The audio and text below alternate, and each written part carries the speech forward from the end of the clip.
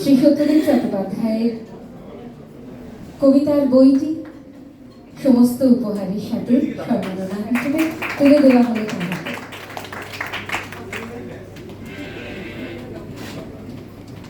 পারমিতাদি কোথা থেকে যে এক একটি মূল্যবান হিরে সংগ্রহ করে এবং আমাদের এই এসএমের ঝুলিতে পড়ে প্রত্যেক বছর এলেই কিন্তু আমাদের এটা একটা নতুন পাওনা হয়। অনির্বাণ দীপ্তম এসে গেছে, বসে রয়েছে।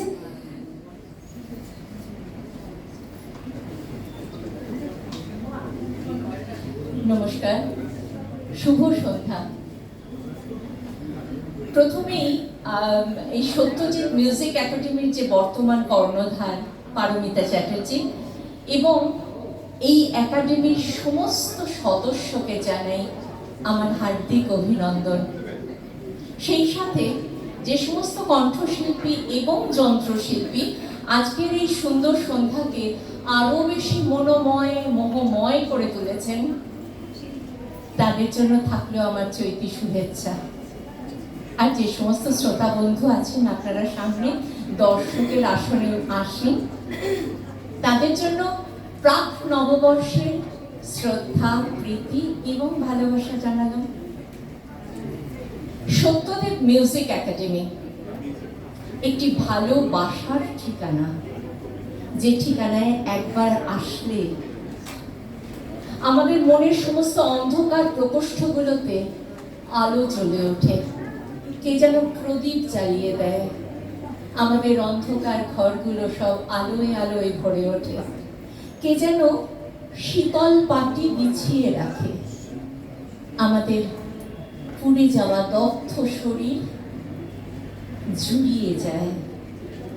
ঘরের কোণটায় মাটির ঘড়ায় জল রেখে দেয়, যে জল খেয়ে পান করে আমাদের তৃষিত আত্মা তৃপ্তি পায়, আমরা সবাই শান্তি পাই। এই একাডেমির প্রাণ পুরুষ একজন সুরতাপস সত্যদেব চট্টোপাধ্যায়। আজ তার 87 বছরের জন্মদিন উদযাপন হচ্ছে এই প্রেক্ষাগৃহে মহাসমারোহে। কিছু কিছু মানুষ আছে জানেন, যারা সাধারণ থেকে কখন যে অসাধারণে পৌঁছে যান আমরা ঠিক বুঝতে পারি না। কিছু কিছু মানুষ আছে যাদের ব্যক্তি জীবন এক মহাজীবনে প্রবেশ করে, কখন আমরা কেউ খেয়াল করি না। সত্যদেব চট্টোপাধ্যায় তেমনই একজন ব্যক্তিত্ব আমার মনে হয়, যিনি নিজেকে ওই 4 দেয়ালের গণ্ডির মধ্যে ঘেরা টোপে আবদ্ধ করে রাখেননি।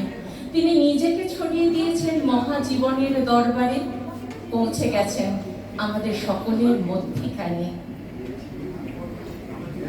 76 বছর বয়সে 2015-তে তিনি হয়তো তার এই নশ্বর শরীরটা এই ইহকালের বা ইহ জীবনের মায়িক বন্ধন থেকে মুক্তি পেয়েছে, চলে গেছেন সুরলোকে।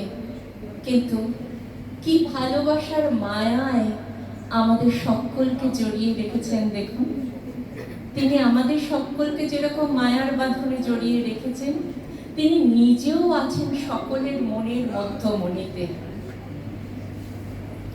এখানেই তো একটা জীবনের সার্থকতা। মা বলতেন, যা কিছু করো একটা দাগ রেখে যেও, শুধু খাইয়ের পরে শুইয়ের পরে খাই যেন না থাকে, একটা কিছু দাগ রেখে যেও। এই যে দাগ রেখে গেছেন, কবেকার লেখা কোন গান সুরারোপ করেছিলেন সেটা আজও কেউ কেউ কণ্ঠে ধারণ করছেন। এইভাবে তিনি বেঁচে আছেন, আমাদেরকে বাঁচিয়ে রেখেছেন। তবে তিনি একটা কথা খুব বলেছেন, যেটা আমি এতক্ষণ গান শুনতে শুনতেও বুঝছিলাম, যে শিল্পী তো একটা পরিচয়, বাইরের বাহ্যিক পরিচয়। আমরা কেউ ডাক্তার, কেউ ইঞ্জিনিয়ার, কেউ শিক্ষক, কেউ বা নানা প্রফেশনের সঙ্গে যুক্ত, তাই তো? কিন্তু আমাদের ভেতরটা, আমরা কিন্তু আপাদমস্তক একজন মানুষ। তিনি কিন্তু ওই মানুষ হওয়ার মন্ত্রে সবাইকে দীক্ষিত করেছেন, দীক্ষিত হতে বলেছেন। বলেছেন ভালো মনের মানুষ না হলে ভালো শিল্পী হওয়া যায় না, অতএব ভালো মানুষ হও। তার একটা লেখা পড়ছিলাম সেদিন, সেখানে তিনি লিখেছেন, না হয় শিল্পী হলাম, আমি মানুষ হলাম কিনা আমি জানি না। অনাগত নবীন শিল্পী জন, রায় দিও তোমার বাজিয়ে জীবন বিনা।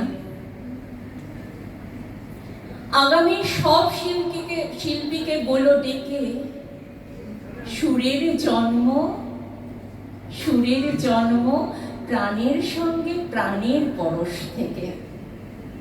সুরের জন্ম প্রাণের সঙ্গে প্রাণের পরশ থেকে। তাই পাষাণ হৃদয়ে সুরের বাঁশুরি যে কখনোই বাজে না। শিল্পী যে হবে তাকে অবশ্যই জানতে হবে মানুষ নামের মন্ময়তার মানে। মানুষ নামের মন্ময়তার মানে সেই সত্যই সে ছড়াবে তার সুন্দর গানে গানে। আগামী হে নবীন শিল্পী ওগো, পারত সাহসে মহাসঙ্গীত লিখো। সেখানে বলো এ গান বিহনে মানুষ জীবন বিজয়ী হবে না। একদিকে তিনি সুরের সাধনা করতে বলেছেন, আর একদিকে মূল মন্ত্রটি বেছে নিতে বলেছেন একটা মানুষের। মানুষ তো আমরা সবাই বিপদ বিশিষ্ট একটি জীব, কিন্তু মানুষের মধ্যে যদি মানবিকতাটা না থাকে তাহলে সে কোনোদিনই মানুষের পর্যায়ে যাবে না। এই যে তিনি কি সুন্দর একটা হাত বাড়িয়ে দিয়েছেন সকলের দিকে, যে হাতে আছে বিশ্বাস এবং ভালোবাসার মন্ত্রটা। এই ভালোবাসাটাই আমাদেরকে বাঁচিয়ে রাখছে, বেঁধে বেঁধে রাখছে। স্বাস্থ্যের পূর্ণতা হয় প্রাণে, স্বাস্থ্য পূর্ণতা প্রায় প্রাণে, সৌন্দর্য রূপে, সত্য প্রকাশিত হয় জ্ঞানে, আর ভালোবাসার পূর্ণতা পায় অনুভূতিতে। আমাদের মনের মধ্যে যে সমস্ত সুকোমল বৃত্তিগুলো আছে, সেই সুকোমল বৃত্তিগুলোকে যদি আমরা একটু ভালোবাসাকে মনে রাখতে পারি, তাহলেই দেখবেন আমরা সবাই মনুষ্য পদবাচ্য হব, যেটা তার স্বপ্ন ছিল। এবং সেই স্বপ্নকে কি সুন্দরভাবে ট্রান্সফার করেছেন তার সুযোগ্যা কন্যা পারমিতার কাছে। পারমিতা সেটা বহন করে নিয়ে যাচ্ছে। পারমিতা শিখেছে ছোটবেলা থেকে মানুষ হবার মন্ত্র। পারমিতা শিখেছে ছোটবেলা থেকে ভালোবাসার চাবিকাঠিটি কোথায় থাকে। পারমিতা ছোট থেকে একটা সাংগীতিক পরিমণ্ডলের মধ্যেই বড় হয়ে উঠেছে। তার বাবা এমন সঙ্গীত শিল্পী ছিলেন, শুধু যে কবি ছিলেন তা তো নয়, তিনি একজন গীতিকার, তিনি একজন সুরকার, তিনি একজন গায়ক। আকাশবাণীর সঙ্গে তার 38 বছরের গাঁটছড়া বাঁধা।